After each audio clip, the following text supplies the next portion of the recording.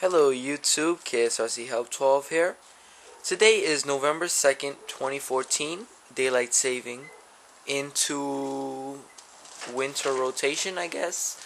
You can say because it rotated 1 hour backwards, and when it does that, that means the winter arrives. You know what that means.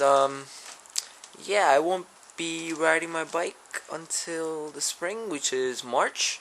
So this video will be an in-depth tour of how to winterize your bike. As I would say, this is gonna be an optional video if you want to. It is currently right now at 11:53 a.m. It is 46 degrees and breezy. Yep, it's not pleasant to ride. It's not even pleasant to ride for like the next month, maybe 3 months until like February, ending of February. But no further ado, this is only optional if you decide to actually put your motorcycle or any type of engine that you want that is really valuable to you in storage. The tools you will be needing is a microfiber cloth, some fuel addictive like seafoam, fuel injection cleaner, carburetor cleaner, motorcycle cover, which is optional, just like the fuel stabilizer, fuel injector cleaner, and you would need a battery tenderizer, which is on the floor. Charging my battery up right now so I can keep the battery warm, and I'm taking it out. Also, you would need a 5mm deep socket to take out the battery so you can put your battery in safe storage away from the cold elements, I can say, even though this is the enclosed area, my garage. But I'm still gonna keep the battery somewhere warmer than inside here, because in the winter time it gets pretty cold.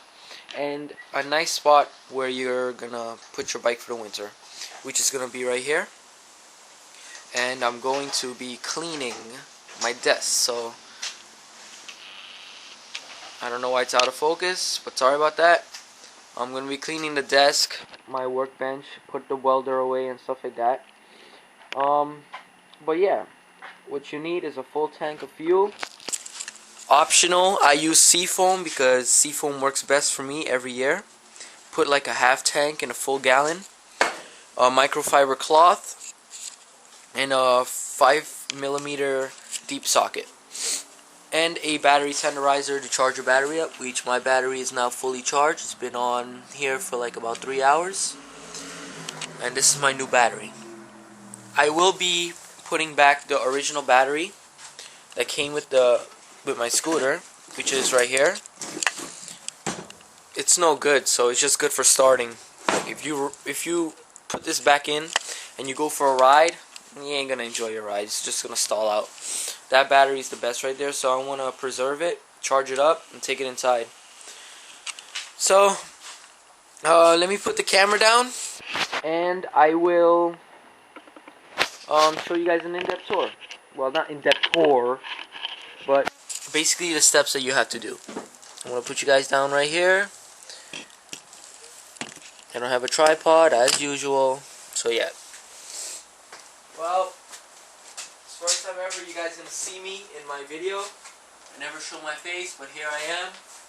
So, you take your microfiber cloth, and you start cleaning your bike off with all the dust, which I haven't rode my bike in like 2 weeks, so that was the last time the weather was really nice. So I'm going to be cleaning all the dust off.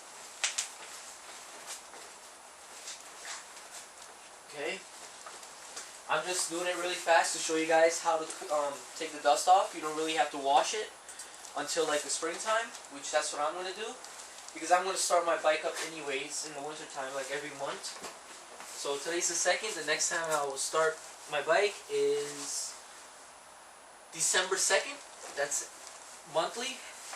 So I don't waste gas, and my bike still gets started over winter.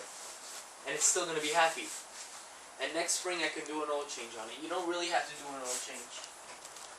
It's just optional. It's what you decide to do if you put your bike on winter storage. Okay? So, after you guys do that, yeah, you go to the next step. So I'll be right back. Okay everyone, this is the next step. You put seafoam in the tank, only a half. And that's a full tank, so that's a gallon.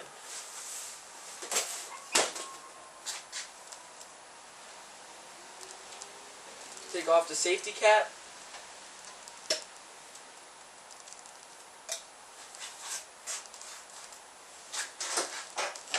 And now just pour it in there.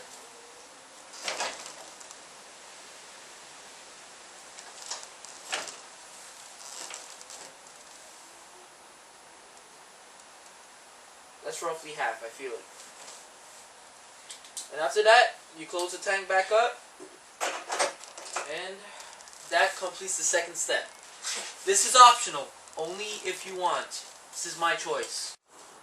Now for the third step, you remove the battery tenderizer. First you remove negative, then positive. Don't let it touch. Now you unplug it. You grab it and put it somewhere aside safe. And well, for my battery it's a bit different.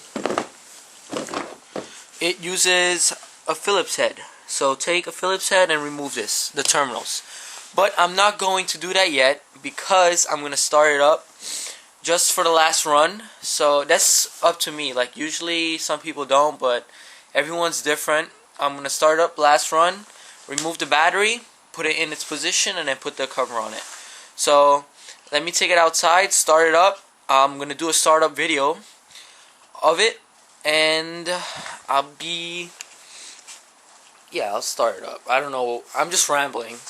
My bad guys, I'm just rambling. Okay, so this is going to be a startup video with the seafoam in the tank.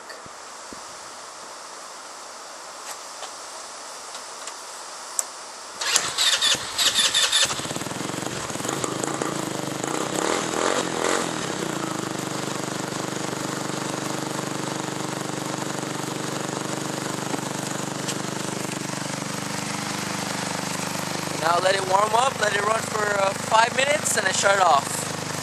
And then you're good to go. Notice in the beginning when I started it up, it sort of backfired.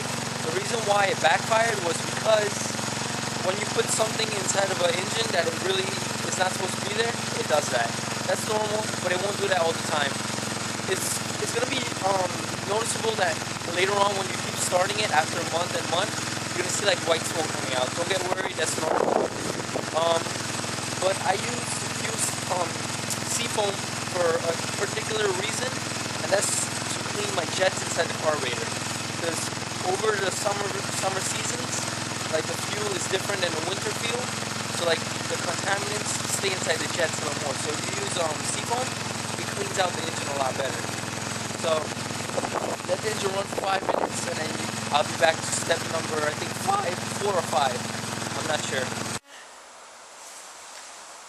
Okay everyone, for the last and final step, after you put your baby in like a corner so it can rest for the next 4 months, since it's a scooter, the back wheel doesn't touch the ground, put something in the front like a piece of wood or cardboard so that the concrete doesn't like irritate the tire over the winter, because it does get cold in the winter, and you do not want the concrete and tire to touch when it's very cold, because I don't know, it just ruins your tire. If you just bought these tires and they're pretty good still, you don't want to be investing in new tires next spring. So I recommend putting something on the floor so that it doesn't get like, it's like a jacket for the tire. I know that sounds a little stupid, but hey, might as well take the precaution, right? Next, if you have one of these, I paid $70 for this. It's a motorcycle jacket. It's size small, and it fits perfectly. So let's get to it and let's cover it up.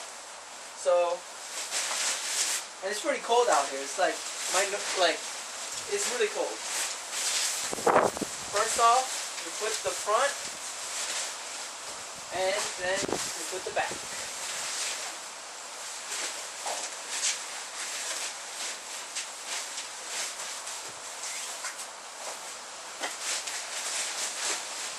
Make sure you find the mirror slot, which is there. And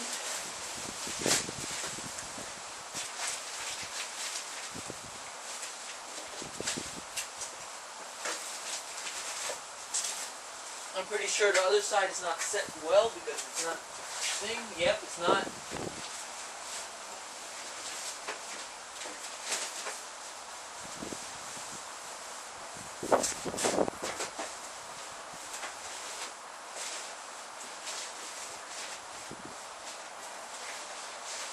Well, that's why.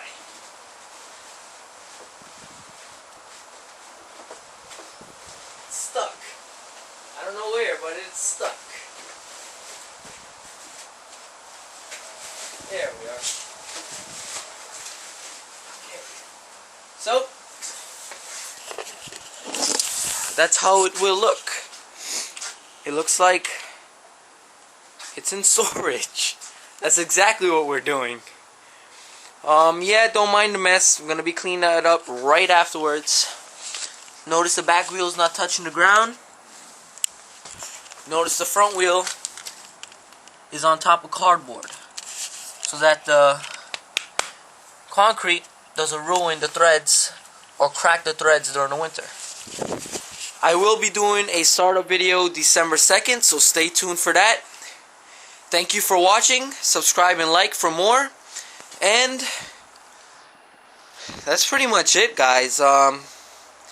Say goodbye to riding season 2014, and March of 2015 will be the next riding season. Hopefully by then I will pick up my A game and fix my camera because the mic's not working. That's the reason why I haven't been motovlogging. But thank you guys for watching. Subscribe and like, and see you later. That's how you put your bike for winter storage.